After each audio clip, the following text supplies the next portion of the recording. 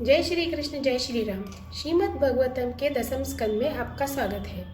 आज हम जानेंगे कि भगवान श्री कृष्ण ने कुवलया पेड़ हाथी और चाणूर जैसे अन्य राक्षस और कंस का उद्धार कैसे किया।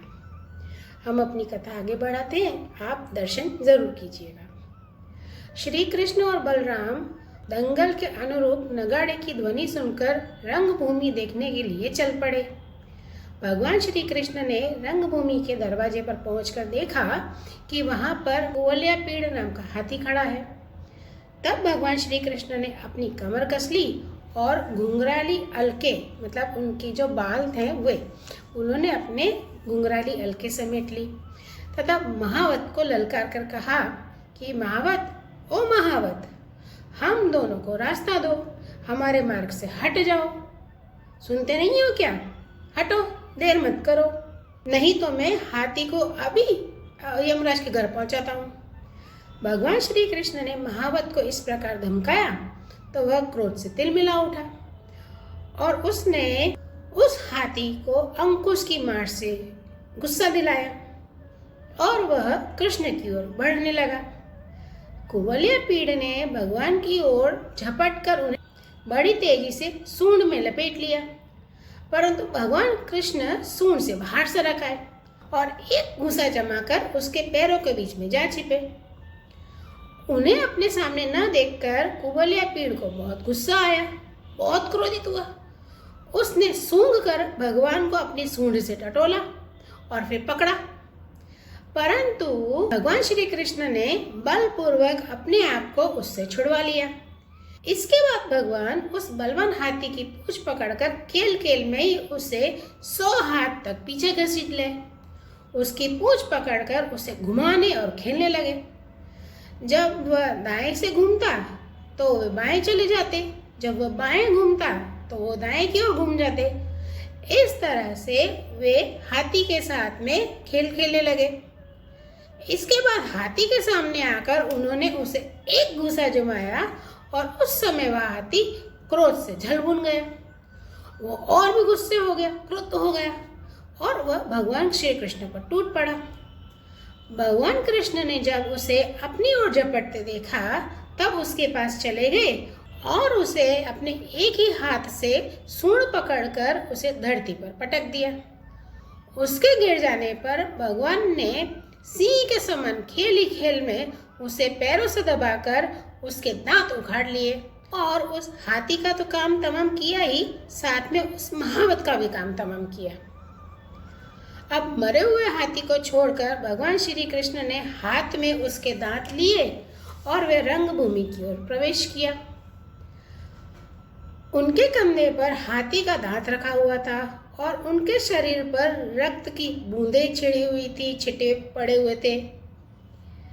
तो भगवान श्री कृष्ण और बलराम दोनों के ही हाथों में हाथी के बड़े बड़े दांत थे और साथ में ग्वाल बाल भी उनके चल रहे थे और इस प्रकार उन्होंने रंगभूमि में प्रवेश किया। अब वैसे तो कंस बड़ा ही धीरवीर था, फिर भी जब उसने देखा कि इन दोनों ने कुवलया पेड़ को मार डाला तब उसकी समझ में ये बात आ गई कि इनको जीतना ये बहुत कठिन होगा। उस समय वो बहुत घबरा गया। मंचों पर जितने लोग बैठे थे वे मथुरा के जो नागरिक थे वे पुरुषोत्तम भगवान श्री कृष्ण और बलराम जी को देखकर बहुत प्रसन्न हुए। लोग आपस में उनके संबंधी जो उन्होंने बातें सुनी थी कि भाई कृष्ण ने ऐसी ऐसे लीलाएं की हैं, ये सब उन लोगों के बीच में चर्चा होने लगी। अब जैसे ही भगवान श्री कृष्ण और बलराम ने अखाड़े में प्रवेश किया तो तुरही बाजे जो भी थे वो बजने लगे। अब उस समय चाणूर ने भगवान श्री कृष्ण को और बलराम को संबोधन करते हुए उन्हें ललकारा। उनसे कहा कि नंदनंदन कृष्ण और बलराम, तुम दोनों वीरों के आदरणीय तो हो। हमारे महाराज ने यह सुनकर ही तुम लोगों को कुश्ती लड़ने के लिए यहाँ पर बुलाया है, तुम्हारा कौशल देखने के लिए ही यहाँ पर बुलाया है। अब भगवान कृष्ण तो चाहते ही थे कि इनसे दो दो हाथ हो जाए। भगवान श्री कृष्ण ने चाणूर आदि के वध का निश्चय तो कर ही लिया था, श्री कृष्ण चाणूर से और बलराम जी मुष्टिक से भिड़ गए। वे लोग एक दूसरे को जीतने की इच्छा से बलपूर्वक एक दूसरे को अपनी ओर खींचने लगे। पंजों से पंजे, घुटनों से घुटने, माथे से माथा, छाती से छाती भिड़ाकर एक दूसरे को चोट करने लगे। इस प्रकार वे दांव पेच करते करते अपने अपने जोड़ीदार को पकड़कर इधर उधर घुमाते, कभी दूर धकेलते, कभी पकड़ लेते, कभी लिपट जाते, उठक पटक करते। जिस तरह से कुश्ती में उठक पटक होती है उस तरह से वे एक दूसरे को उठक पटक करने लगे। छूट कर निकल भी भागते तो दूसरा पीछे भी भागता। इस प्रकार वे एक दूसरे को रोकते, प्रहार करते और अपने जोड़ीदार को पछाड़ देने की चेष्टा करते। कभी कोई नीचे गिरता तो कभी दूसरा घुटनों के बल गिरता, कभी कोई उनके पैरों के बीच में दबा लेता तो कभी कोई उनको हाथों से जकड़ लेता, गले में लिपट जाते। इस तरह से उन लोगों के बीच में कुश्ती दंगल शुरू हुआ। अब इस दंगल को देखने के लिए नगर की बहुत सी महिला भी आई हुई थी। उन्होंने जब देखा कि बड़े बड़े पहलवानों के साथ ये छोटे छोटे बलहीन बालक लड़ाई कर रहे हैं, तब वे अलग अलग टोलियां बनाकर करुणावश आपस में बातचीत करने लगी कि यहाँ राजा कंस के सभासद बड़ा अन्याय और अधर्म कर रहे हैं। कितने खेद की बात है कि राजा के सामने ही ये बली पहलवानों और निर्बल बालकों के बीच में युद्ध चल रहा है, दंगल हो रहा है। क्योंकि भगवान श्री कृष्ण और बलराम अभी बालक ही थे, वे जवान नहीं हुए थे, अभी वे किशोर अवस्था में ही थे। तो यहाँ पर वे स्त्रियां इस तरह से बातें करने लगी। अब जितने लोग वहां इकट्ठे हुए थे, देख रहे थे, उन्हें लग भी रहा था कि धर्म का उल्लंघन हो रहा है, पाप हो रहा है। और वे सोचने लगे कि यहाँ से हमें चले जाना चाहिए। जहाँ अधर्म की प्रधानता हो वहाँ पर तो कभी नहीं रुकना चाहिए, यह तो शास्त्र का नियम है। तो जिस समय मथुरावासी स्त्रियां इस प्रकार बातें कर रही थी, उसी समय भगवान श्री कृष्ण ने मन ही मन शत्रुओं को मार डालने का निश्चय किया। स्त्रियों की यह भयपूर्ण बातें माता पिता मतलब देवकी और वसुदेव ने भी सुनी। वो भी बहुत शोकातुर हो गए, उन्हें भी बहुत शोक लगा, उनके हृदय में भी बहुत पीड़ा होने लगी कि कहीं हमारे बच्चों को कुछ हो न जाए, हमारे पुत्रों को कुछ हो न जाए। क्योंकि भगवान श्री कृष्ण से भिड़ने वाला तो चाणूर है, वो बहुत प्रकार के दांव पेच जानता है, उससे लड़ना कोई छोटी मोटी बात नहीं है। वैसे ही बलराम जी जिससे भिड़े हुए थे मुष्टिक, वो भी बहुत होनहार था। अब क्या हुआ, भगवान श्री कृष्ण ने चाणूर की दोनों भुजाएं पकड़ ली और उसे अंतरिक्ष में बड़े वेग से कई बार घुमाकर धरती पर दे मारा। चाणूर के तो प्राण उस समय जब भगवान श्री कृष्ण उसे घुमा रहे थे उसी वक्त निकल गए और वो धड़ाम करके नीचे सिर पर गिरा। इसी प्रकार बलराम जी ने मुष्टिक को भी बड़े जोर से एक तमाचा जड़ दिया। तमाचा लगने से वह कांप उठा और वह प्राणहीन हो करके खून उगलने लगा, पृथ्वी पर गिर पड़ा। इसके बाद बलराम जी को अपनी ओर आते हुए देख करके कूट नाम का जो पहलवान है वो भागने लगा। तो बलराम जी ने खेल खेल में ही उससे बाएं हाथ से घूसा मारा और वह जमीन पर गिर पड़ा। भगवान श्री कृष्ण ने शल नाम के पहलवान को पकड़ा और उसका सिर धड़ से अलग कर दिया। फिर तोशल को तिनके की तरह चीर दिया। इस प्रकार दोनों धराशायी हुए। मतलब यहाँ पर चाणूर, मुष्टिक, कूट, शल, तोशल ये 5 पहलवान मर चुके और जो बच गए वे सब वहां से भाग खड़े हुए। भाग जाने पर भगवान श्री कृष्ण और बलराम जी अपने साथी ग्वाल बालों को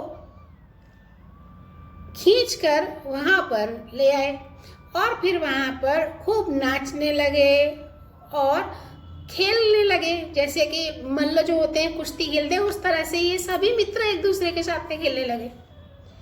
भगवान की यह अद्भुत लीला को देख करके वहाँ पर जो भी हाजिर थे उन सभी को बहुत आनंद आया, लेकिन इससे कंस को बहुत दुख हुआ। वो और भी चिढ़ गया।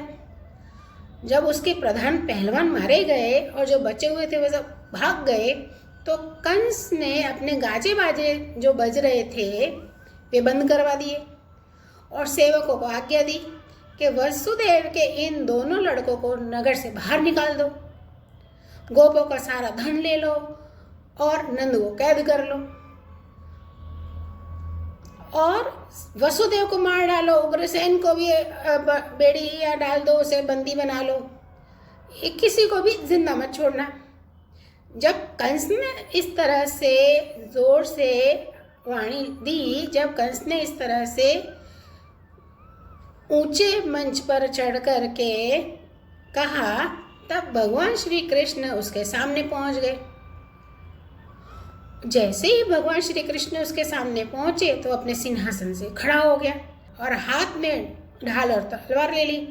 जैसे ही वो भगवान पर चोट करने लगा, वैसे ही भगवान श्री कृष्ण ने प्रचंड तेज से उसे पकड़ लिया और फिर जैसे ही भगवान श्री कृष्ण ने उसे पकड़ा तो उसका मुकुट गिर गया। भगवान ने उसके केस पकड़कर उसे उस ऊंचे मंच से नीचे रंगभूमि में गिराया और उसको नीचे रंगभूमि में गिराकर वे स्वयं उस पर कूद पड़े। तो भगवान श्री कृष्ण उस कंस के ऊपर कूदे और उसको दे घूसा मारने लगे, तो वहीं पर कंस की मृत्यु हो गई। अब यहाँ पर देखिए कि कंस जो है वो नित्य निरंतर, भले ही घबराहट में, लेकिन वो श्री कृष्ण का ही चिंतन करता रहता था। खाते पीते, उठते बैठते, सोते चलते, सांस लेते हुए भी, बोलते हुए भी, हर समय उसके मन में भगवान श्री कृष्ण का ही चिंतन रहता था। भले ही डर के स्वरूप में रहता था, लेकिन उसके मन में भगवान का चिंतन रहता था।